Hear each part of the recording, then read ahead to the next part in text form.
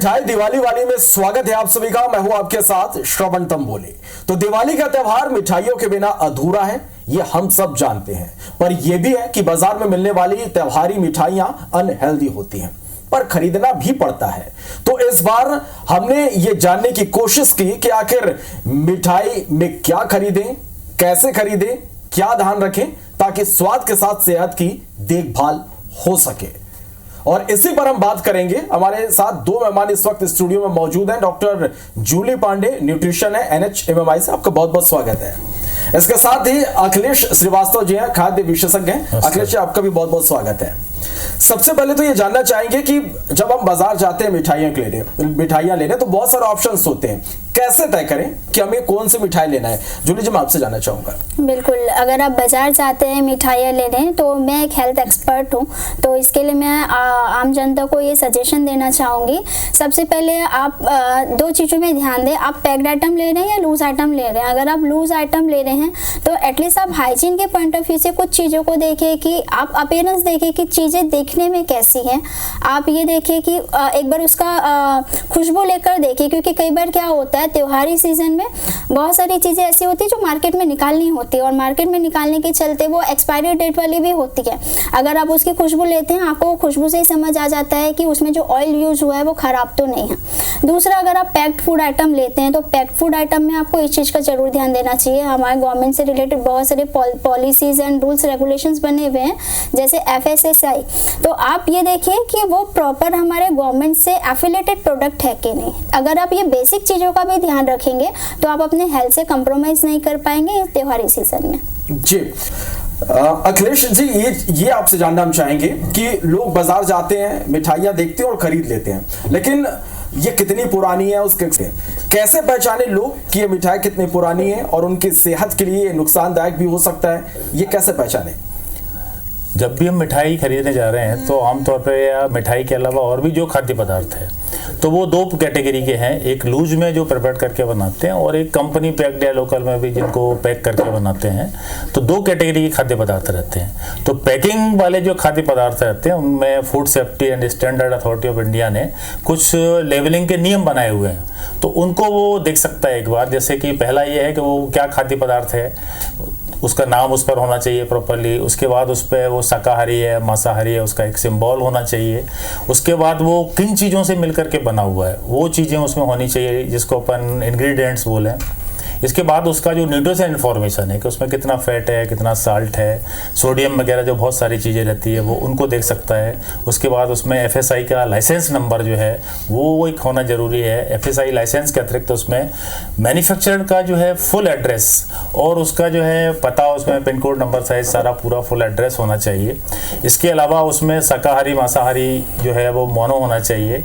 और तीन महत्वपूर्ण चीज़ें हैं कि उसमें जो एक बैच नंबर होता है या लॉट नंबर होता है वो उसमें देखना चाहिए उसको। डेट ऑफ मैन्युफैक्चर जो है वो सबसे महत्वपूर्ण है, और यूज बाई डेट या बेस्ट बिफोर जो है वो उस पर एक अंकित रहता है। तो कस्टमर कम से कम ये देखे कि इसको जो है कितने दिन तक उपयोग करना है। अगर कोई 3 महीने पुरानी बनी हुई कोई मैन्युफैक्चरिंग की है तो उसको कोशिश ये करनी चाहिए तो वो करंट मैन्युफैक्चर वाली चीज़ है उसको परचेज करे। तो ये तो हुआ पैक्ड आइटम वाला। अब अगर अपन लूज में जाते हैं तो लूज में कुछ चीज़ें वो देख सकता है। जैसे मार्केट में कलर वाले हैं तो बहुत सारे कलर होते हैं जो खाने वाले हैं, लेकिन बहुत सारे कलर ऐसे हुए हैं जो खाने के लिए उपयोग नहीं होते हैं। तो वो आमतौर पर उसको देख करके पता लगाना थोड़ा मुश्किल होता है। तो बेटर है कि वो मेरी समझ से वो कलर वाली मिठाइयाँ न खरीदे।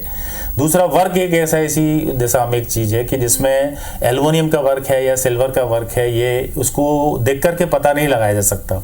तो बेटर है कि वो इन चीज़ों को अवॉइड करे। वहाँ पर वो किन अवस्था में रखा हुआ है, खाने से पहले एक बार लेने से पहले वो देख सकता है कि उसकी फ्लेवर कैसी है, उसमें कोई ऐसी बदबू तो नहीं आ रही है, ऑड फ्लेवर तो नहीं है, उसमें विजिबली कोई फंगस ग्रोथ या इंसेक्ट वगैरह तो नहीं है, ऐसा करके।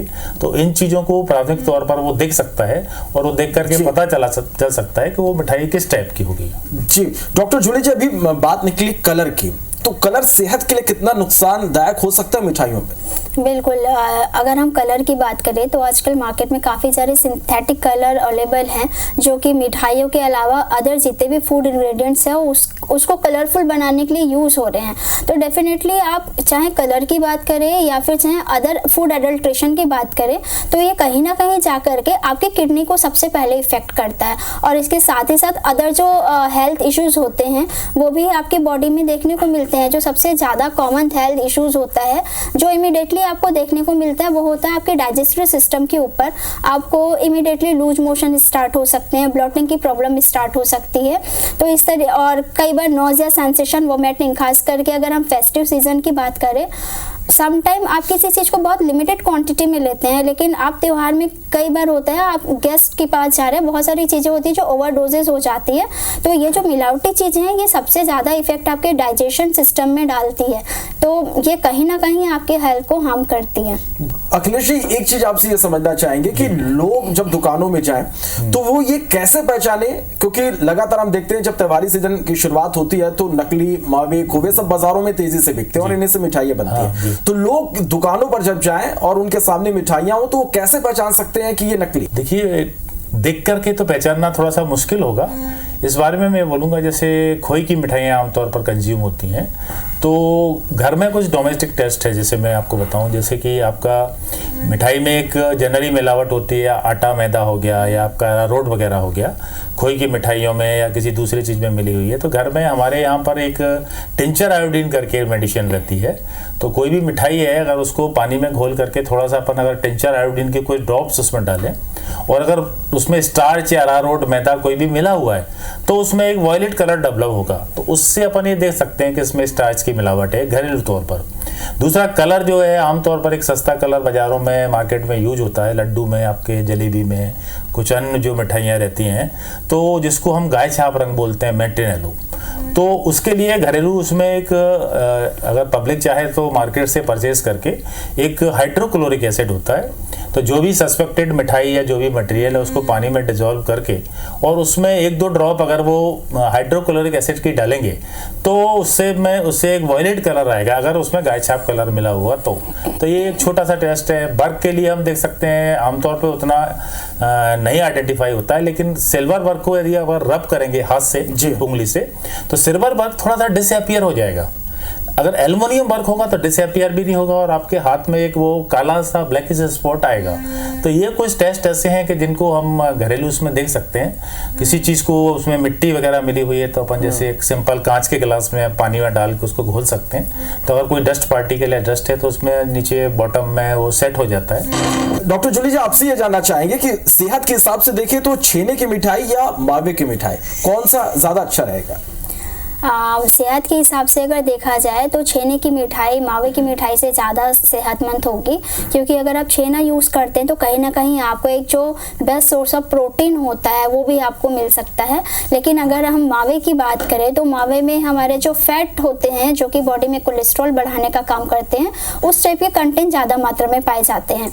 लेकिन आपको मैं एक हेल्थ के एक्सपर्ट होने के नाते ये भी चीज़ बताना चाहूँगी कि बोला जाता है ना, अति जो होता है बहुत खराब होता है। तो किसी भी चीज़ की अगर आप एक लिमिटेड क्वांटिटी लेते हैं तो वो कभी भी आपके सेहत को नुकसान नहीं करेगा।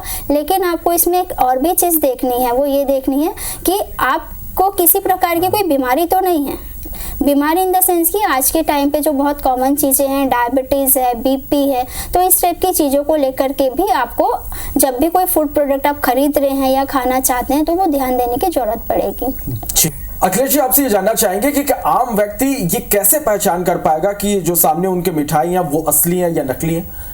तो जितने भी खाद्य पदार्थ हैं जिसमें मिठाइयाँ भी हैं, आपकी चाय पत्ती वगैरह है, कुछ तेल वगैरह है, घी वगैरह है, तो उनमें घरेलू स्तर पर आम पब्लिक जो है उनमें कैसे मिलावट दिखे, तो मैं एक चार्ट बता रहा हूँ आपको, इसको ये डिस्प्ले करेंगे तो उसमें सारी चीज़ें दी हुई हैं घरेलू स्तर पर, वो उनको कैसे जाँच कर सकता है, तो कृपया उसको दिखाइएगा उस पर। डॉक्टर जूली जी, आपसे ये जानना चाहेंगे, शुगर फ्री मिठाइयों की हम बात करें तो सेहत के लिए काफ़ी अच्छा है। देखिए, अगर हम मार्केट में जाते हैं ना तो शुगर फ्री मिठाइयाँ नाम की चीज़ होती होती तो है, लेकिन उसमें जो वो शुगर फ्री प्रोडक्ट यूज़ करते हैं वो भी कहीं ना कहीं आपके बॉडी के लिए हार्मफुल होते हैं। स्पेशली डायबिटिक पेशेंट जो होते हैं उनके मन पे ये रहता है हम शुगर फ्री चीज़ें खा रहे हैं, वो स्वीटनेस तो दे रही है बॉडी को, लेकिन हमारे लिए वो हेल्दी है, बट ऐसा बिल्कुल नहीं है। मैं सभी दर्शकों को ये बताना चाहूँगी कि शुगर फ्री चीज़ों की भी एक लिमिटेशन होती है। आप उसको लिमिटेड क्वांटिटी में अगर कंजप्शन करते हैं तो वो बिल्कुल आपको नुकसान नहीं करेगी। लेकिन अगर हम मिठाइयों की बात करें त्योहारी सीजन में, तो उसमें वो ज़्यादा क्वांटिटी में पाई जाते हैं,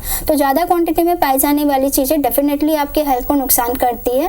और जितना हो सके आप इस केस में घर में बनी जो नेचुरल सोर्सेस होती हैं उससे जो हम मिठाइयाँ बनाते हैं, जैसे हम पहले के ज़माने में बनाया करते थे, अगर आप नेचुरल सोर्सेस फूड में जाए या नेचुरल मिठाइयों में जाए तो वो आपके लिए ज़्यादा बेटर होते हैं।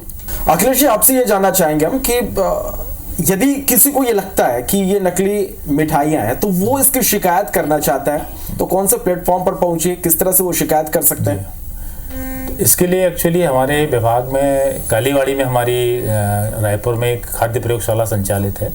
तो जिस किसी को भी यदि शिकायत है, हालांकि उसके लिए कुछ शुल्क है थोड़ा सा, तो वो शुल्क जमा करके अपना सैंपल जमा करके उसके बारे में जानकारी ले सकता है, रिपोर्ट प्राप्त कर सकता है। इसके अतिरिक्त हमारे पूरे प्रदेश में छत्तीसगढ़ में 9 हमारी चलित प्रयोगशालाएं भी चलती रहती हैं, तो वो टाइम टू टाइम जो है उनमें अगर कांटेक्ट करके तो वो ऑन स्पॉट उसमें जांच करा सकता है और उसके लिए कोई शुल्क भी नहीं है। इसके अलावा यदि किसी को और प्रॉब्लम कुछ है खाद्य पदार्थ के बारे में कहीं भी, तो हमारा हेल्पलाइन नंबर भी है, वो हेल्पलाइन नंबर पर उसका कंप्लेंट करें। कंप्लेंट करने के बाद उस पर जो है हमारे जो खाद्य सुरक्षा अधिकारी हैं जाकर के वहाँ पर एक सैंपल कलेक्शन करेंगे और वो अगर सही नहीं होता है तो उस पर जाकर के जो न्यायालयीन कार्रवाई है वो उसके विरुद्ध की जाती है। चलिए, यदि आपको ऐसा लगता है कि यहाँ पर नकली मिठाइयाँ बिक रही हैं तो आप इस तरह से इसकी शिकायत कर सकते हैं। डॉक्टर जूली जी, आपसे ये जानना चाहेंगे, तो ऐसे में क्या लगातार हम सेहत से जुड़ी बात कर रहे हैं, तो क्या ड्राई फ्रूट से बने स्वीट्स ही सही विकल्प है? बिल्कुल, ड्राई फ्रूट से बने स्वीट्स सही विकल्प है। इसके अलावा आप घर में जो नेचुरल सोर्स हमारे बेसन के लड्डू होते हैं, बेसन की बर्फी होती है, वो आप यूज़ कर सकते हैं। सूजी और जो जितने भी नट्स होते हैं उससे बने हुए जो लड्डू होते हैं वो आप यूज़ कर सकते हैं। इसके अलावा अगर आप नेचुरल सोर्सेस में जाएंगे, जैसे बर्फी खाने का लोगों को बहुत ज़्यादा शौक होता है, तो आप जो आपका लौकी है या गाजर है, इस टाइप की जो चीज़ें होती है वो आप घर में बना करके वो यूज़ कर सकते हैं। तो आपके घर में जो किचन होता है वो एक तरीके का अपने आप में एक मेडिकल स्टोर होता है। अगर देखा जाए तो उसमें ऐसी बहुत सारी चीज़ें होती है जो आपके हेल्थ के लिए बहुत बेनिफिशियल होती है और आप उससे डिफरेंट टाइप की चीज़ें घर में बना सकते हैं, चाहे वो स्वीट आइटम में हो, चाहे वो हम नमकीन की बात करें उसमें हो।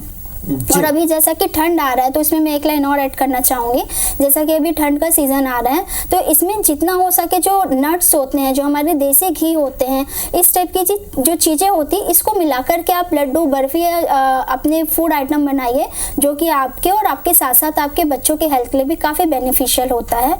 और साथ ही साथ आप पानी के कंजप्शन में भी ध्यान दीजिए। अभी तक हमने यहाँ दिवाली की मिठाइयों की बात की है, लेकिन हमने कहीं भी फ्लूइड जो एक इंटेक होता है उसकी बात नहीं की है। तो यहाँ एक बहुत इंपॉर्टेंट पार्ट में शेयर करना चाहूँगी, आप अपने वाटर का इंटेक जरूर अच्छे से रखिए, क्योंकि ज़्यादातर जब हम ओवर इंटेक करते हैं और उस टाइम पे हमारे वाटर का इंटेक अच्छा नहीं होता है तो भी आपको डाइजेशन से रिलेटेड प्रॉब्लम्स आनी स्टार्ट होती है। चलिए, तो ये तमाम बातें हैं जो आपको ध्यान रखना बेहद जरूरी है। तो हमारी ये कोशिश थी कि दिवाली के इस मौके पर जब आप मिठाई खरीदने जाएं तो किन बातों का ध्यान रखें, कैसे आप सतर्क रहें, क्योंकि सेहत से जुड़ा आपका सीधे सीधे तौर पर ये सवाल है आपका। तो आप दोनों का बहुत बहुत शुक्रिया, डॉक्टर जूली पांडे जी और अखिलेश श्रीवास्तव जी, हमारे साथ इस कार्यक्रम में शामिल होने के लिए, इस तमाम चर्चा के लिए।